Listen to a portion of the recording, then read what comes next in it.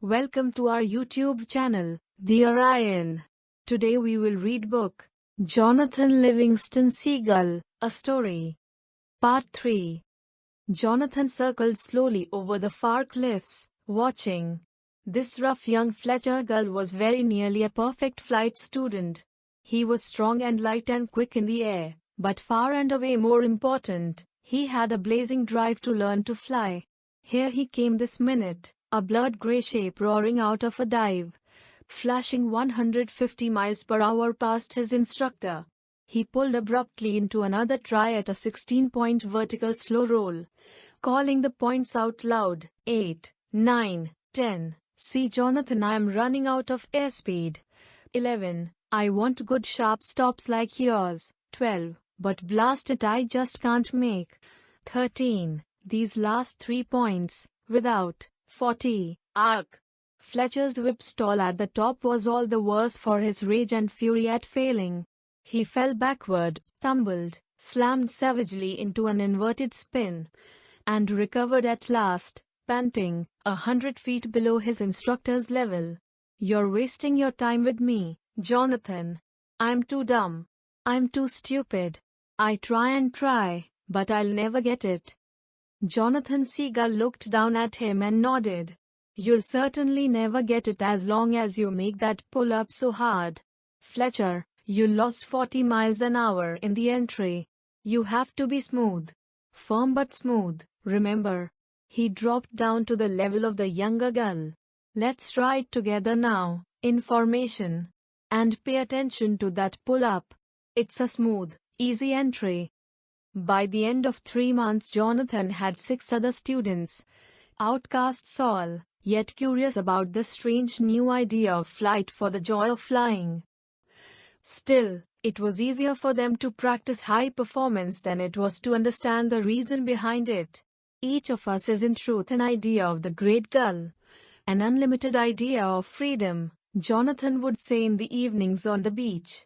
And precision flying is a step toward expressing our real nature. Everything that limits us we have to put aside.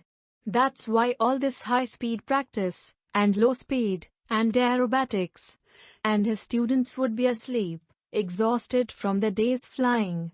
They liked the practice, because it was fast and exciting and it fed a hunger for learning that grew with every lesson.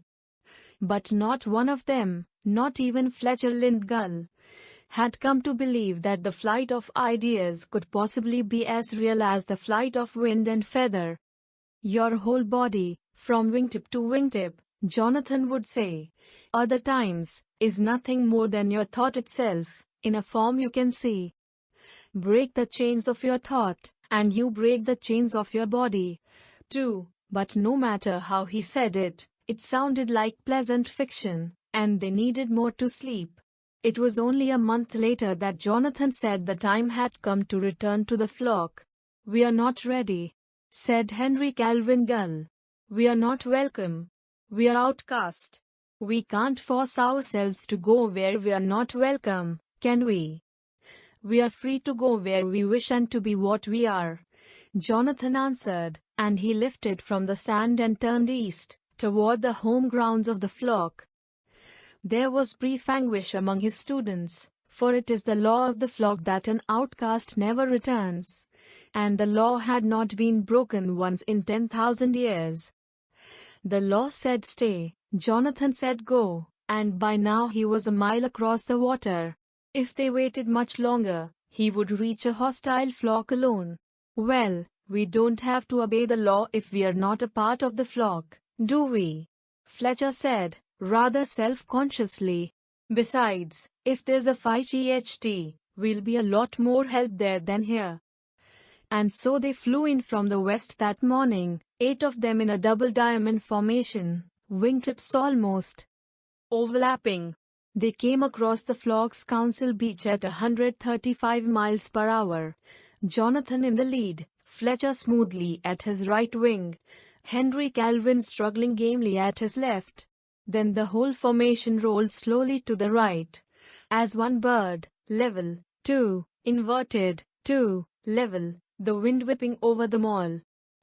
The squawks and grockles of everyday life in the flock were cut off as though the formation were a giant knife, and 8,000 gull eyes watched, without a single blink. One by one, each of the 8 birds pulled sharply upward into a full loop and flew all the way around to a dead slow stand-up landing on the sand. Then, as though this sort of thing happened every day, Jonathan Seagull began his critique of the flight. To begin with, he said with a wry smile, "You were all a bit late on the join up. It went like lightning through the flock. Those birds are outcast. And they have returned. And that can't happen." Fletcher's predictions of battle melted in the flock's confusion. "Well, okay, they may be outcast," said some of the younger gulls, "but where on earth did they learn to fly like that?" It took almost an hour for the word of the elder to pass through the flock: "Ignore them. The gull who speaks to an outcast is himself outcast. The gull who looks upon an outcast breaks the law of the flock." Grey feathered backs were turned upon Jonathan from that moment onward, but he didn't appear to notice. He held his practice sessions directly over the council beach and for the fire rest time began pressing his students to the limit of their ability. "Martin Gull," he shouted across the sky, "you say you know low-speed flying. You know nothing till you prove it. Fly." So quiet little Martin William Seagull, startled to be caught under his instructor's fire, surprised himself and became a wizard of low speeds. In the lightest breeze he could curve his feathers to lift himself without a single flap of wing from sand to cloud and down again. Likewise Charles Roland Gull flew the great mountain wind to 24,000 feet, came down blue from the cold thin air, amazed and happy, determined to go still higher tomorrow. Fletcher Seagull, who loved aerobatics like no one else, conquered his 16-point vertical slow roll and the next day topped it off with a triple cartwheel, his feathers flashing white sunlight to a beach from which more than one furtive eye watched. Every hour Jonathan was there at the side of each of his students, demonstrating, suggesting, pressuring, guiding. He flew with them through night and cloud and storm, for the sport of it, while the flock huddled miserably on the ground. When the flying was done, the students relaxed on the sand, and in time they listened more closely to Jonathan. He had some crazy ideas that they couldn't understand, but then he had some good ones that they could. Gradually, in the night, another circle formed around the circle of students, a circle of curious gulls listening in the darkness for hours on end, not wishing to see or be seen of one another, fading away before daybreak. It was a month after the return that the fire-rest eagle of the flock crossed the line and asked to learn how to fly. In his asking, Terence Lowell Gull became a condemned bird, labeled outcast, and the 8th of Jonathan's students. The next night from the flock came Kirk Maynard Gull, wobbling across the sand, dragging his left wing, to collapse at Jonathan's feet. "Help me," he said very quietly, speaking in the way that the dying speak. "I want to fly more than anything else in the world." "Come along then," said Jonathan. "Climb with me away from the ground, and we'll begin." "You don't understand. My wing.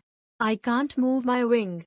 "Maynard Gull, you have the freedom to be yourself, your true self, here and now, and nothing can stand in your way. It is the law of the great gull, the law that is. Are you saying I can fly? I say you are free." As simply and as quickly as that, Kirk Maynard Gull spread his wings, effortlessly, and lifted into the dark night air. The flock was roused from sleep by his cry, as loud as he could scream it, from 500 feet up: "I can fly. Listen. I can fly." By sunrise there were nearly 1,000 birds standing outside the circle of students, looking curiously at Maynard. They didn't care whether they were seen or not, and they listened, trying to understand Jonathan Seagull.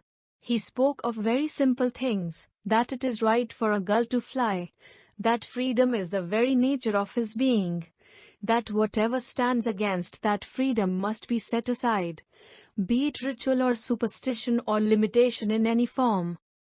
Set aside, came a voice from the multitude, even if it be the law of the flock. The only true law is that which leads to freedom, Jonathan said. There is no other. How do you expect us to fly as you fly? Came another voice. You are special and gifted and divine, above other birds. Look at Fletcher, Lowell, Charles Rowland. Are they also special and gifted and divine? No more than you are, no more than I am. The only difference, the very only one, is that they have begun to understand what they really are and have begun to practice it. His students, save Fletcher, shifted uneasily. They hadn't realized that this was what they were doing. The crowd grew larger every day, coming to question, to idolize, to scorn. They are saying in the flock that if you're not the son of the great Gull himself, Fletcher told Jonathan one morning after advanced speed practice, then you are 1,000 years ahead of your time. Jonathan sighed. The price of being misunderstood, he thought. They call you devil or they call you God. What do you think, Fletch? Are we ahead of our time? A long silence. Well, this kind of flying has always been here to be learned by anybody who wanted to discover it. That's got nothing to do with time. We are ahead of the fashion, maybe. Ahead of the way that most gulls fly. That's something, Jonathan said, rolling to glide inverted for a while. That's not half as bad as being ahead of our time. It happened just a week later. Fletcher was demonstrating the elements of high-speed flying to a class of new students. He had just pulled out of his dive from 7,000 feet, a long gray streak firing a few inches above the beach, when a young bird on its first flight glided directly into his path, calling for its mother. With a tenth of a second to avoid the youngster, Fletcher Lynn Seagull snapped hard to the left, at something over 200 miles per hour, into a cliff of solid granite. It was, for him, as though the rock were a giant hard door into another world. A burst of fear and shock and black as he hit, and then he was adrift in a strange sky, forgetting, remembering, forgetting, afraid and sad and sorry, terribly sorry. The voice came to him as it had in the first day that he had met Jonathan Livingston Seagull. The trick, Fletcher, is that we are trying to overcome our limitations in order, patiently. We don't tackle flying through rock until a little later in the program. Jonathan, also known as the son of the great Gull, his instructor said dryly. What are you doing here? The cliff. Didn't I, die? Oh, Fletch, come on. Think.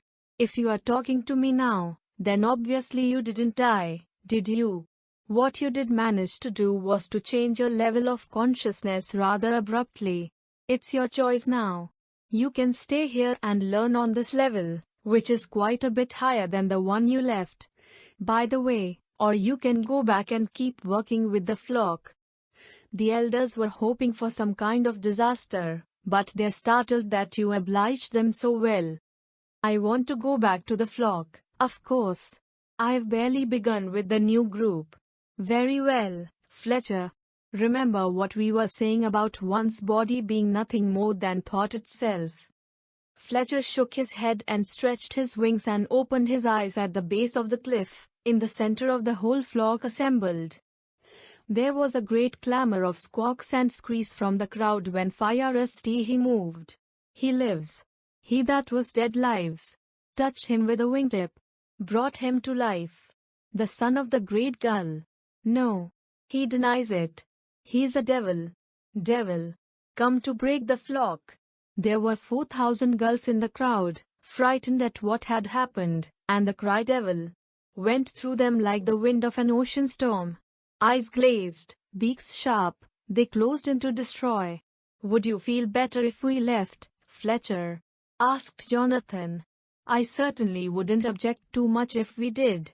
Instantly they stood together a half-mile away, and the flashing beaks of the mob closed on empty air. Why is it, Jonathan puzzled, that the hardest thing in the world is to convince a bird that he's free, and that he can prove it for himself if he just spend a little time practicing. Why should that be so hard? Fletcher still blinked from the change of scene. What did you just do? How did we get here?